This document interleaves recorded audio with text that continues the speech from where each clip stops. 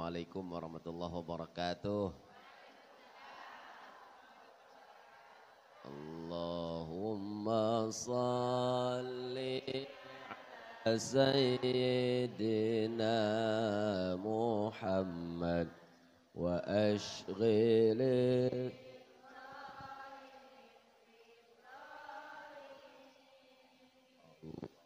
Allahumma salli ala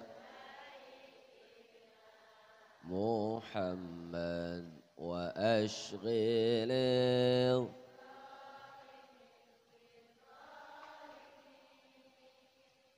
wa akhrijna min bainihim wa ala alihi wa sahbihi ajma'in. Ibu-ibu sehat semuanya? Bapak-bapak sehat? Alhamdulillah. Kertasnya udah dibagiin? Udah. Yang banyak-banyak. Ini kita aja udah tergantian. Saya 15 menit. Insya Allah. Assalamualaikum, waalaikumsalam. Apabila sudah ambil air wudu, apa? Kela. Calon mantu datang ke rumah, itu salaman. Apa batal, apa tidak? Ini ngapa jadi ibu yang jawab?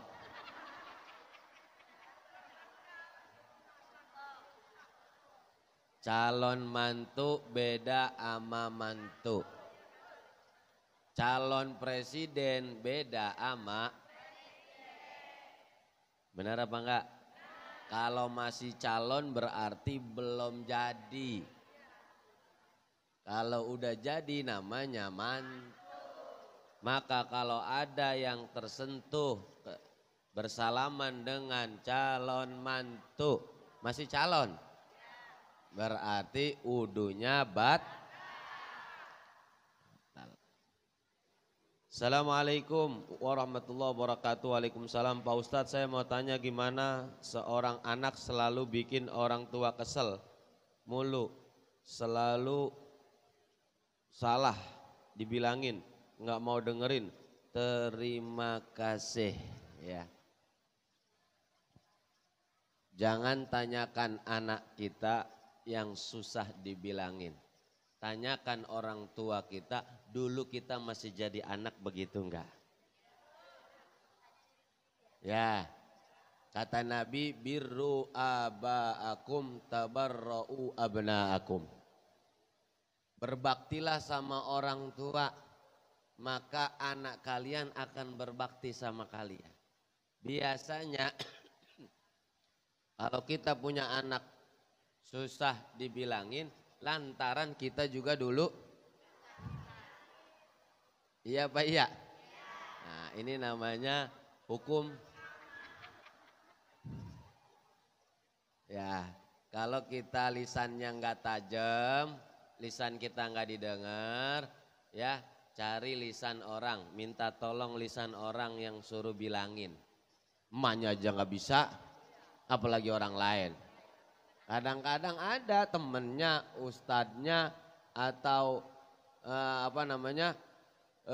orang terdekatnya yang lebih tua bisa bilangin, minta tolong sama dia, bang tolong bilangin, anak gua susah banget bilangin sama gua. Nah, minta tolong sama orang lain. Kalau lidah kita nggak bisa, kalau masih dablek juga, ruqyah aja ruqyah bu. Ruqyah aja anaknya ruqyah. Ntar biar setannya keluar. Assalamualaikum Ustadz. Ustadz, saya mau waalaikumsalam. Saya mau sholat qobliyah subuh, tapi keburu qomat. Apakah sholat qobliyahnya saya lanjutkan atau tidak usah? Kalau belum takbiratul ihram tidak usah. Idza uqimatis shalah, kalau sholat sudah qomat, Allahu Akbar, asyhadu an la ilaha illallah, asyhadu anna Muhammadar Rasulullah. Hayya 'alal shalah, hayya 'alal falah, qad qamatis shalah, qad qamatis shalah. Allahu Akbar, la ilaha illallah. Salat udah qomat, maka fala sholata lahu. Enggak boleh salat lagi kecuali salat wajib. Tapi kalau ibu udah Allahu Akbar, udah baca Fatihah, terus qomat, terusin enggak? Terusin boleh. Tapi kalau belum takbiratul ihram, jangan dimulain. Kalau udah dengar suara qomat.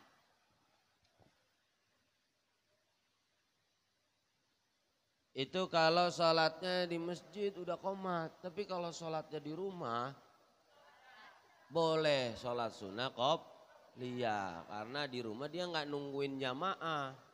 Ya orang lakinya masih tidur. Ya. Assalamualaikum. Waalaikumsalam. Ustadz, bagaimana bagi wanita yang lagi haid membaca yasin dan tahlil? Diniatin zikir boleh tanpa megang mushaf atau Quran. Ya, kalau niatnya zikir, kata Imam Nawawi dalam kitabnya At-Tibyan fi Adabi Hamalatil Quran, boleh. Udah ngikutin Yasin wal Qur'anil tahlil. Ya. Lagi tahlil, ada undangan tahlil, ya. Kemudian kita lagi haid. Datang enggak? Datang, ntar ketinggalan besek. Ya. Bagaimana wanita yang haid ikut pengajian di Rosa Aswaja? Ini kayaknya udah ditanyain ya? Hah? Emang apa ditanyain lagi? Ya. Orang baru, ya udah nggak apa-apa. Yang penting darahnya nggak berecetan. Ya, saya dulu jelasin ada dua pendapat. Ya betul. Ya kalau mau lebih jelasnya lihat YouTube Masjid Raya Hasyim Asy'ari. Like, subscribe guys. Ya. Assalamualaikum Ustadz. Doa sholat sunnah wudhu apa ya? Doa sholat sunnah wadu apa wudhu nih ya? Sholat sunnah wadu, sholat sunnah wudhu kali maksudnya ya? Doa sholat sunnah wudhu, sholat sunnah yang gak diajarin Nabi tapi dikerjain oleh Bilal, namanya sholat sunnah wudhu. Makanya Nabi waktu Isra Mi'raj mendengar telapak kaki Bilal di sorga. Nabi pulang nanya, kenapa Bilal? Ada apa dengan amalan yang Anda kerjakan? Saya setiap habis wudhu sholat. Orangnya belum mati, telapak kakinya, sendalnya udah di. Maka ibu-ibu pulang ngaji kalau sendalnya hilang, berarti udah diambil orang. Pede banget. Assalamualaikum. Doanya apa? Nggak ada doa khusus, apa aja doa, ya Allah, ya minta ampun, ya minta qabul hajat apa aja. Assalamualaikum. Waalaikumsalam. Bagi wanita yang ikut menghantarkan jenazah ke kubur, gimana itu hukumnya? Dan juga wanita ikut mensolatkan jenazah. Wanita tidak disunahkan sholat jenazah. Tidak disunahkan ikut ke ngantar ke kubur. Tapi kalau mau ikut jangan meratap. Apa meratap, Bu? Menangis sadu-sadu. Nah, menangis apa tuh? Nah, terseduh-seduh. Itu bisa mengakibatkan mayit jadi diazab. Karena kan perempuan itu perasaannya dalam. Kalau ditinggal dia sedihnya lebih lama. Beda sama laki-laki. Kalau ditinggal mati, sama ibu juga. Laki salahin lagi. Hah? Nah, ibu enggak, kalau ibu enggak? Iya, kalau laki-laki, ini orang belum mati udah punya cadangan.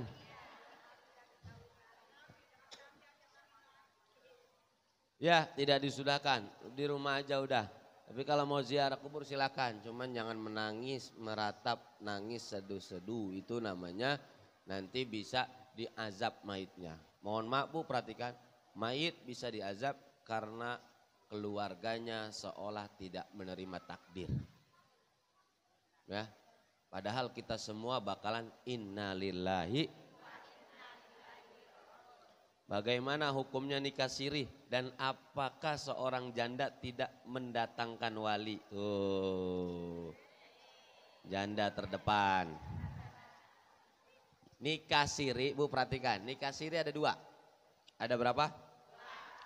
Kalau nikah sirih, rukunnya lengkap. Ada calon suami, ada calon istri, ada dua orang saksi, ada walinya, cuman nggak ada KUA. Nggak ada KUA kan berarti disebut juga nikah sah atau tidak? Sah. Siri yang pertama ini sah. Perhatikan, makanya kalau ada yang nanya nikah siri itu lihat dulu, tanya dulu. Bagaimana siri yang dimaksud? Yang kedua, nikah siri nggak ada wali, nggak ada saksi. Atau ada walinya tapi walinya nggak dipakai. Ada walinya, dia pakai wali orang lain. Orang lain yang diajak cincai dipakai sama dia. Padahal buah-buahnya masih ada. Yang berhak jadi wali aturan babanya. Babanya nggak tahu. Siri yang macam seperti ini karena kurang rukunnya maka tidak jelas. Nah, maka nikah siri ini ada dua macam, tergantung. Terus gimana? Janda tidak mendatangkan wali. Janda tidak mendatangkan wali. Memang ada hadis, janda ini lebih berhak buat dirinya. Maksudnya apa hadis tersebut? Nanti kalau ada yang ngotak-ngatik hadis ini. Maksudnya itu adalah janda itu nggak boleh dipaksa milih jodoh. Beda sama perawan. Kalau perawan babanya boleh maksa. Kalau janda dia harus milih sendiri. Babanya nggak berhak maksa. Tetapi ketika mau nikah tetap dia harus pakai wali. Kalau tidak pakai wali, tidak pakai saksi, namanya pernikahan bodong. Ini siri yang nggak boleh nih. Jelas Bu? Assalamualaikum Pak Ustadz. Semoga Pak Ustadz diberi kesehatan. Amin ya Allah. Saya lagi batuk dikit nih. Saya mau bertanya, apabila seorang suami telah talak satu, kemudian rujuk, lalu 5 tahun kemudian talak lagi, dan rujuk, lalu 2 tahun kemudian talak lagi, apakah dihitung talak satu atau diakumulasi jadi 3? Baik,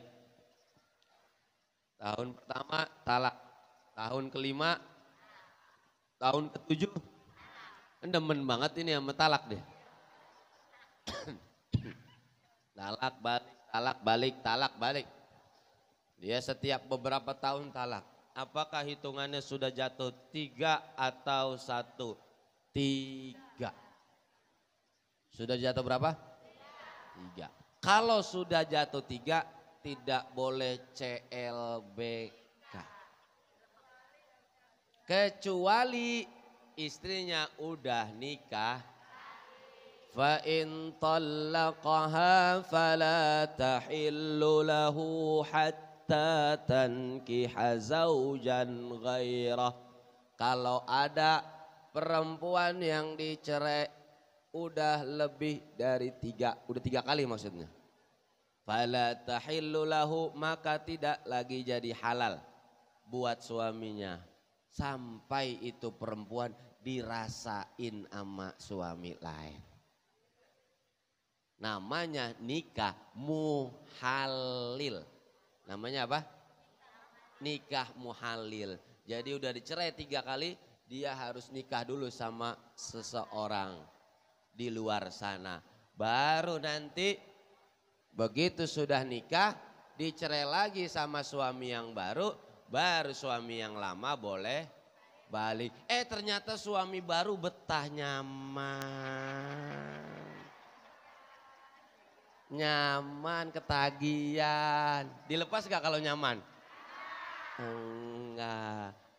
Kalau nyaman enggak dilepas. Makanya jangan gampang bilang cerai. Karena kalau orang perempuan sudah sakit hati bisa memaafkan. Gampang memaafkan tapi sulit melupakan. Iya Pak iya? Orang wadon gampang maafin enggak? Gampang, tapi melupakan. Jangankan kejadian yang baru, kejadian 10 tahun yang lalu juga diungkit-ungkit. Iya Pak iya. Wallahu a'lam bishawab. Assalamualaikum warahmatullahi wabarakatuh.